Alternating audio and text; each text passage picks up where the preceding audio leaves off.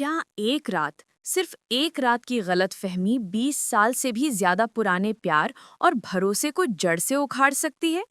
क्या एक पति की नशे में की हुई भूल उसकी पत्नी की नजर में उसे हमेशा हमेशा के लिए गिरा सकती है? और क्या एक दोस्त के रूप में आई दुश्मन इस एक मौके का फायदा उठाकर सब कुछ तबाह कर देगी? दोस्तों, आपके मन में भी यही सवाल उठ रहे हैं ना? तो चिंता मत कीजिए।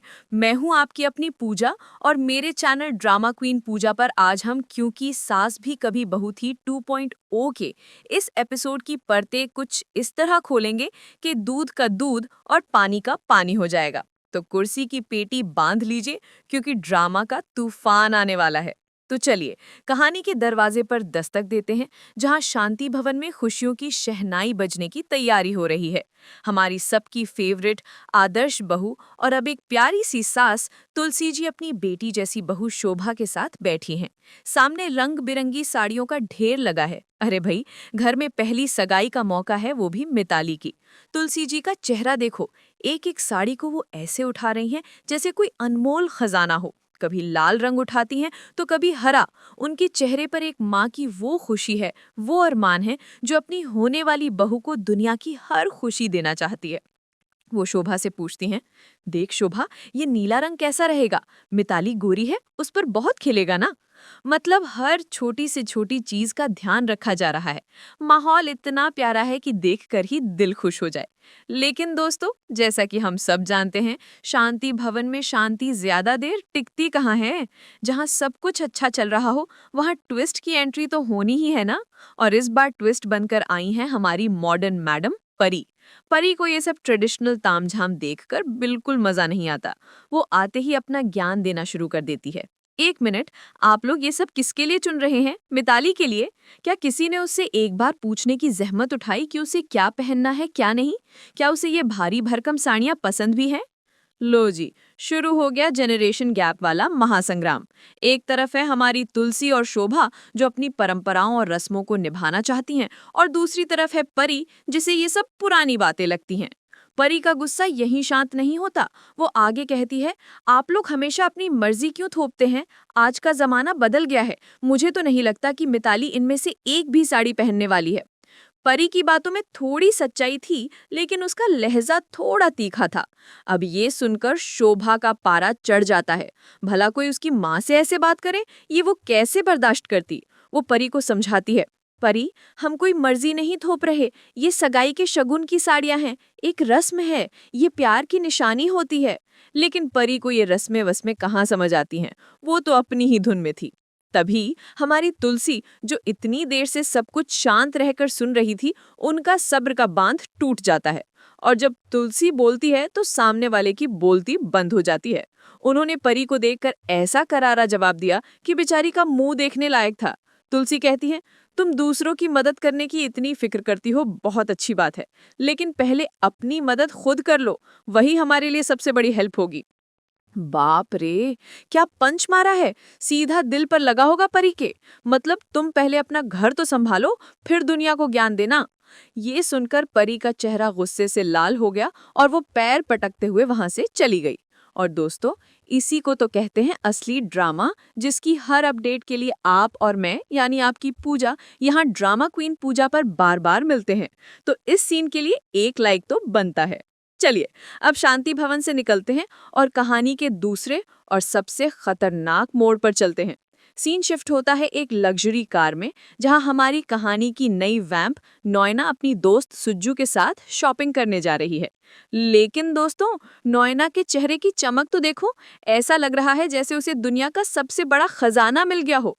वो बार बार मुस्कुरा रही है, शीशे में खुद को निहार रही है। सुज्जू भी हैरान है, आखिर ऐसी क्या बात हो गई?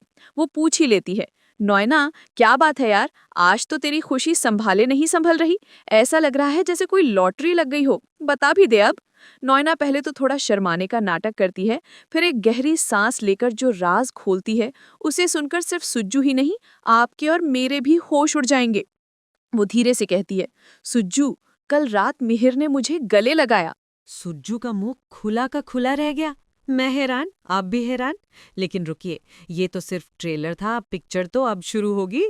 नोइना अपनी आंखों में एक शातिर चमक के साथ आगे कहती है, सिर्फ गले नहीं लगाया, उसने मुझे आई लव यू भी बोला। क्या? क्या बोला?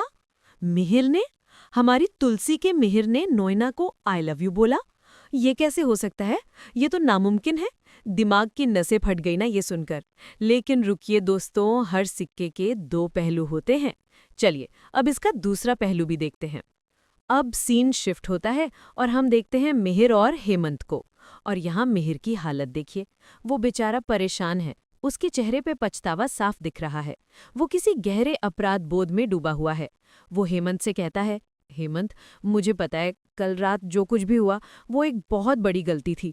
मुझे उम्मीद है कि नोएना को कोई गलतफहमी नहीं हुई होगी। लेकिन यार, मैं जब तक तुलसी को ये पूरा सच नहीं बता दूंगा ना, मुझे चैन की सांस नहीं आएगी। मुझसे ये बोझ उठाया नहीं जा रहा। मुझे उसे सब कुछ सच सच बताना ही होगा। तो दोस्तों, यहाँ खुलता है कहानी का सबसे बड़ा राज। नोएना जिसे अपनी जीत और मिहिर का प्यार समझ रही है, वो असल में मिहिर की नशे में की गई एक बहुत बड़ी भूल थी। मिहिर ने नशे की हालत में नोएना को तुलसी समझ लिया था और वो सब कुछ जो उसने कहा वो अपनी तुलसी के लिए कहा था। ओ माय गॉड, ये गलत फहमी तो रिश्तों में तूफान लाने वाली है। मिहिर अपनी ईमानदारी में तुलसी को सब कुछ बताकर अपना मन हल्का करना चाहता है। लेकिन उसे क्या पता कि नोएना इस एक रात की कहानी को किस तरह अपने फायदे के लिए इस्तेमाल करने वाली है। मिहिर बेचारा अपनी परेशानी में तुरंत तुलसी को सच बताने के लिए फोन उठाता है। उधर शांति भवन में तुलसी को भी मिहिर की बहुत फिक्र हो रही है। उसे लग रहा है कि मिहिर किसी बात को लेकर परेशान है। तभी उसका फोन बजने लगता है। उसे लगता है मिहिर का ही फोन है। वो बेचैनी से शोभा से कहती है, शोभा, जल्दी मेरा फोन ढूंढ, जरूर करे पापा का फोन होगा, मुझे उनसे बात करनी है। लेकिन दोस्तों, किस्मत का खेल देखिए। जब सच सामने आने वाला होता है तो कायनात भी कैसे कैसे खेल रचती है। जब मिहिर तुलसी को कॉल करता है तो तुलसी का फोन बिजी बताता है, और जब तुलसी वापस मिहिर को कॉल करती है तो मिहिर का फोन बिजी आता है। अरे भाई, ये दोनों एक ही टाइम पर एक दूसरे को कॉल कर रहे हैं। दोनों परेशान है कि आखिर फोन बिजी क्यों आ रहा है। तुलसी के मन में शक का कीड़ा पनपने लगता है कि कहीं मिहिर किसी और से तो बात नहीं कर रहा, और मिहिर सोच रहा है कि तुलसी बिजी है। हाय रे किस्मत, एक छोटी सी मिसअंडरस्टैंडिंग और फोन कॉल का ये ड्रामा देखो आगे चलकर क्या गुल खिलाता है। चलिए अब वापस चलते हैं नोएना और सुज्जू की कार में। सुज्जू अभी भी इस बात पर यकीन नहीं कर पा रही। वो एक दोस्त की तरह नोएना को समझाने की कोशिश करती है।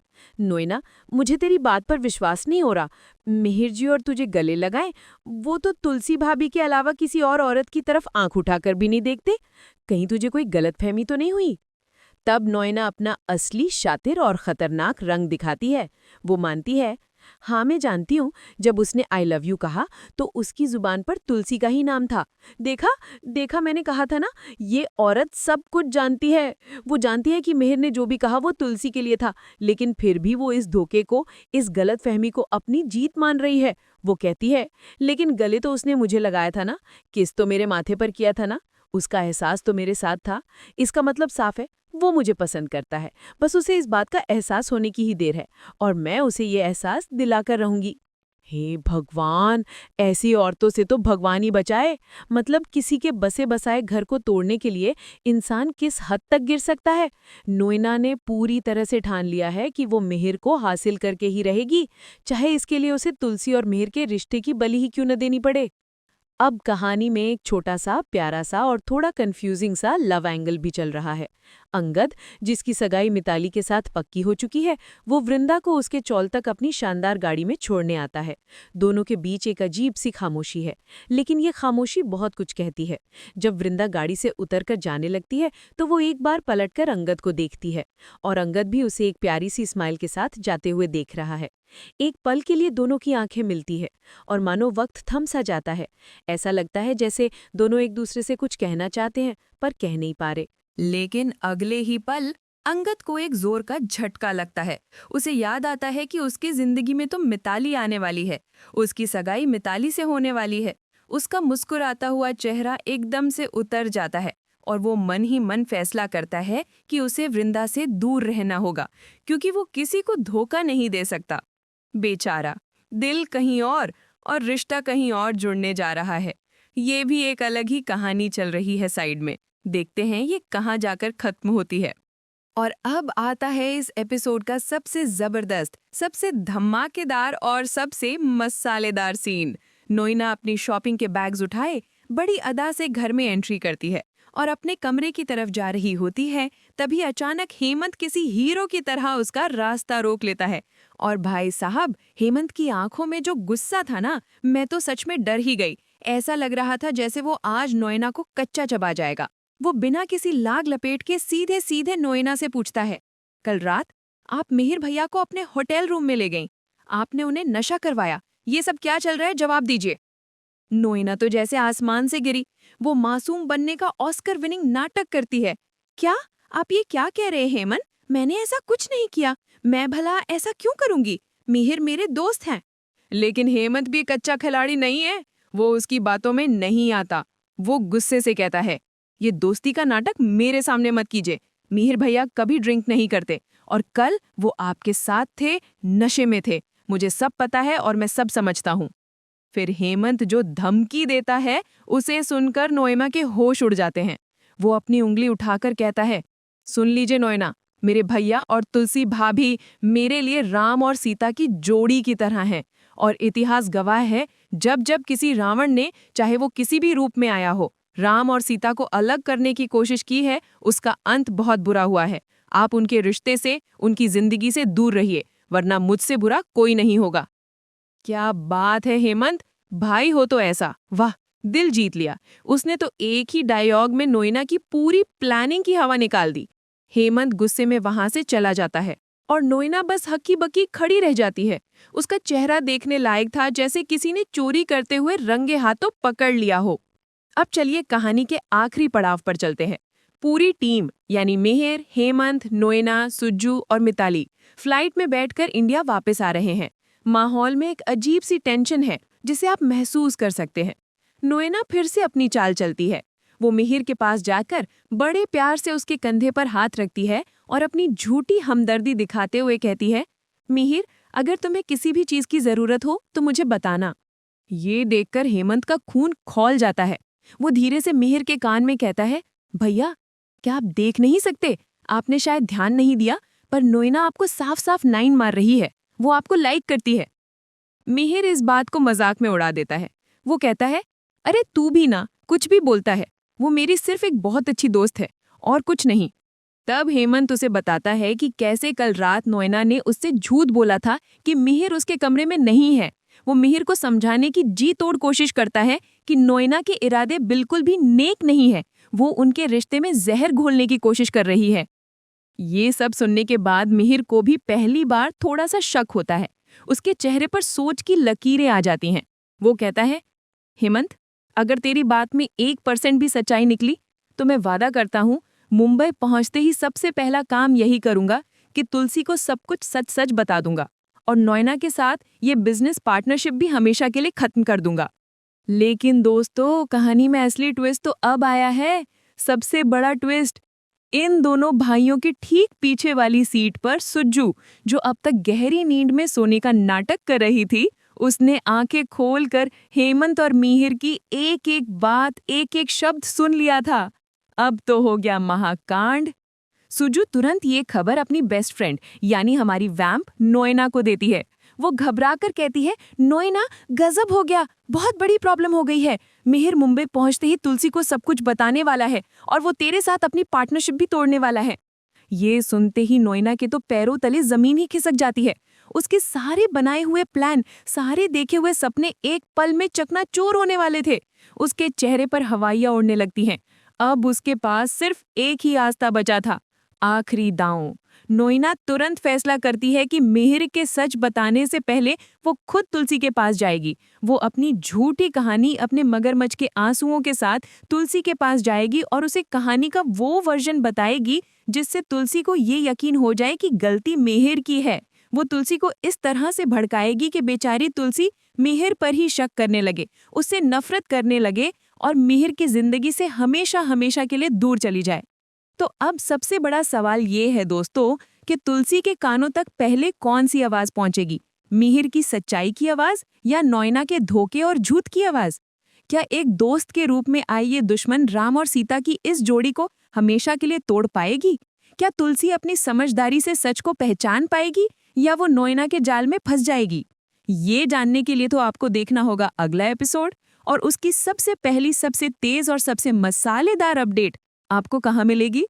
आप जानते हैं, सिर्फ और सिर्फ आपके अपने चैनल ड्रामा क्वीन पूजा पर। तो अगर अभी तक चैनल को सब्सक्राइब नहीं किया है तो क्या कर रहे हो यार? जल्दी से वो लाल वाला बटन दबाओ, वीडियो को लाइक ठोको और कमेंट सेक्शन में मुझे लिखकर बताओ कि आपको क्या लगता है इस कहानी में आगे क्या होने वाला है। किसकी जीत होगी, सच्चाई की या धोखे की? मैं आपकी पूजा आपसे मिलूंगी बहुत जल्द एक और धमाकेदार मसालेदार अपडेट के साथ। तब तक ड्रामा देखते रहिए और मजे करते रहिए। Bye bye, love you all.